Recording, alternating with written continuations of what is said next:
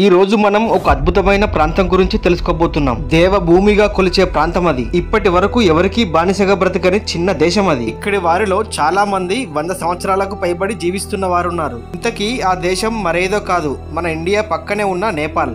ఈ రోజు ఈ వీడియోలో నేపాల్ గురించిన కొన్ని ఇంట్రెస్టింగ్ విషయాలు, అలాగే అక్కడ చూడదగిన ప్రముఖ ప్రదేశాల గురించి తెలుసుకుందాం. ఫ్రెండ్స్, ఈ వీడియో చాలా ఇంట్రెస్టింగ్ గా ఉండబోతుంది కనుక ఎక్కడ స్కిప్ చేయకుండా చివరి వరకు చూడండి. అలాగే వీడియోని స్టార్ట్ చేసే ముందు జస్ట్ ఒక లైక్ చేయడం మాత్రం మర్చిపోవద్దు.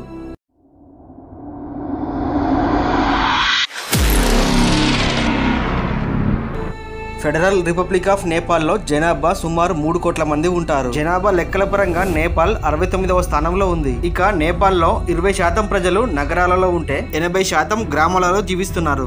నేపాల్ ని విజిట్ చేయాలి అనుకునే ఇండియన్స్ ఎవరైనా సరే ఎలాంటి వీసా లేకుండానే వెళ్ళవచ్చు. కాకపోతే వారికి ఇండియా పాస్పోర్ట్ లేదా ఆధార్ కార్డు ఉంటే సరిపోతుంది. కాట్మాండ్ లో పశుపతినాథ్ ఆలయం, బక్తాపూర్ లో యునెస్కో వరల్డ్ హెరిటేజ్ సైట్స్, ఇలాంటి చూడదగిన ప్రాంతాలు ఎన్నో ఉన్నాయి. పశుపతినాథ్ ఆలయం నేపాల్లో అత్యంత అద్భుతమైన ప్రదేశం అని చెప్పవచ్చు.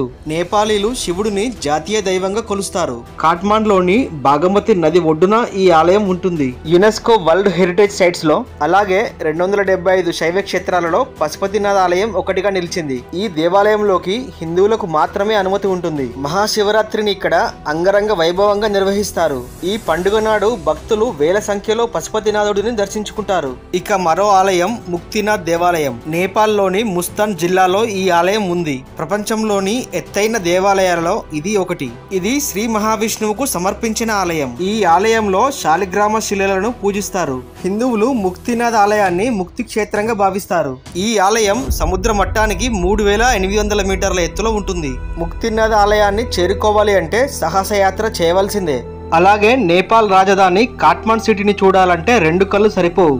ఈ నగరం సాయంత్రం సమయంలో ఎంతో అందంగా కనిపిస్తుంది. అలాగే ఇక్కడ ఉండే ట్రెడిషనల్ డ్యాన్స్ స్టైల్ కూడా పర్యాటకులను మంత్రముగ్ధుల్ని చేస్తుంది. ఇక షాపింగ్ ప్రియుల కోసం బెస్ట్ ప్లేస్ కూడా కాట్మాండే అని చెప్పాలి. కొనుక్కునే వారికి కొనుక్కున్న వస్తువులు ఇక్కడ దొరుకుతాయి. ఇక కాట్మాండ్ లో సూర్యోదయం చూడటం నిజంగా ఒక గొప్ప అదృష్టంగానే భావించాలి. అలానే ఇక్కడి ఫుడ్ చాలా రుచిగా ఉంటుంది. భోజన ప్రియులకి లెక్కలేరని రెస్టారెంట్స్ కూడా ఇక్కడ అందుబాటులో ఉన్నాయి. ఇక మరో ఇంట్రెస్టింగ్ ప్లేస్ జనకపురి. పూర్వకాలంలో మిథుర నగర రాజధానిగా దీనిని భావించేవారు. ఈ ప్రాంతానికి సీతాదేవి తండ్రి జనక మహారాజు పేరు మీదుగా జనకపురి అనే పేరు వచ్చింది. శ్రీరాముడు ఏ విల్లునైతే విరిచి సీతాదేవిని పరిణయం ఆడాడో ఆ విల్లు ఇంకా అక్కడి ఆలయంలో కనిపిస్తుంది. తర్వాత ఇక్కడ చూడదగిన మరో ప్రదేశం సాగరిమాత నేషనల్ పార్క్.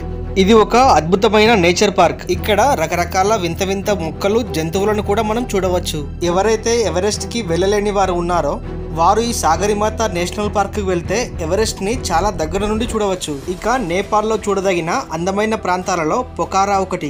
ఇక్కడ అందమైన పెహవా సరస్సు కూడా ఉంటుంది. దీని చుట్టూ వాతావరణం చాలా అద్భుతంగా ఆహ్లాదకరంగా ఉంటుంది. ఇక్కడికి వెళ్లిన వారు ఈ ప్రదేశాన్ని వదిలి రాలేనంత అందంగా ఉంటుంది. నేపాల్ లో లుంబిని మరో అద్భుతమైన ప్రాంతం. గౌతమ బుద్ధుని జన్మస్థలమే ఈ లుంబిని. మౌర్యుల కాలంలో పన్నుల గురించి చర్చించిన రుంబిడి స్తంభాల శిలాశాసనం ఈ లుంబినిలో బయటపడింది. ఆ ప్రాంతాన్ని అశోక మహారాజు సందర్శించడానికి వచ్చినప్పుడు అక్కడి ప్రజల పన్నులను తగ్గిస్తూ చేసిన శిలాశాసనం కూడా ఉంది. మహారాణి మహమ్మదాదేవి క్రీస్తు పూర్వం 563లో సిద్ధార్థ గౌతముకు జన్మనిచ్చారు. ఆమె విగ్రహం కూడా ఇక్కడ కనిపిస్తుంది. అక్కడ ఏ కోరిక కోరుకున్నా వెంటనే నెరవేరుతుందని చాలా మంది నమ్ముతారు. ఇకపోతే నేపాల్ స్వతంత్ర దినోత్సవం అనేది ఎప్పుడు జరుపుకోలేదు. ఎందుకంటే నేపాల్ ఎప్పుడు ఎవరికి బానిసగా బతకలేదు. ప్రపంచంలోని 10 ఎత్తైన పర్వత శిఖరాలలో 8 ఇక్కడే ఉన్నాయి. ప్రపంచంలోని ఎత్తైన పర్వతం ఎవరెస్ట్ కూడా నేపాల్లోనే ఉంది. నేపాల్లోని మొత్తం జనాభాలో 21.3% మంది హిందూ మతస్థులే ఉన్నారు. నేపాల్ ప్రజలు ఇతర మతస్థులను కూడా గౌరవిస్తారు. నేపాల్లో సెప్టెంబర్ 20, 2015 నుండి కొత్త రాజ్యాంగం అమలులోకి వచ్చింది. ఈ దేశంలో ఎప్పుడూ మతపరమైన అల్లర్లు గాని మతం పేరుతో రక్తపాతం గాని జరగలేదు. ఇక్కడి ప్రజలు దాదాపు 123 భాషలను ఉపయోగిస్తారు. వినోద్ చౌదరి మొదటి నేపాలీగా చరిత్రకెక్కాడు. అలాగే ఇతను 2013 సంపన్నుల జాబితాలో చోటు సంపాదించాడు. నేపాల్లో కనిపించే చాలా తెగలలో ఒక స్త్రీకి చాలా మంది భర్తలు ఉంటారు. మరో ఇంట్రెస్టింగ్ విషయం ఏంటంటే మనకు ఆదివారం సెలవైతే నేపాల్లో శనివారం సెలవు దినంగా ఉంటుంది. ఇక నేపాల్లో 25 ఏప్రిల్ 2015న సంభవించిన భూకంపం కారణంగా ఎన్నో భవనాలు దెబ్బతిన్నాయి. ఈ ప్రమాదంలో దాదాపు 9,000 మంది వరకు మరణించగా 29,000 మందికి పైగా తీవ్ర గాయాలయ్యాయి. ఇక్కడ వ్యవసాయం, పర్యాటక రంగం ప్రధాన ఆదాయ వనరులుగా ఉన్నాయి.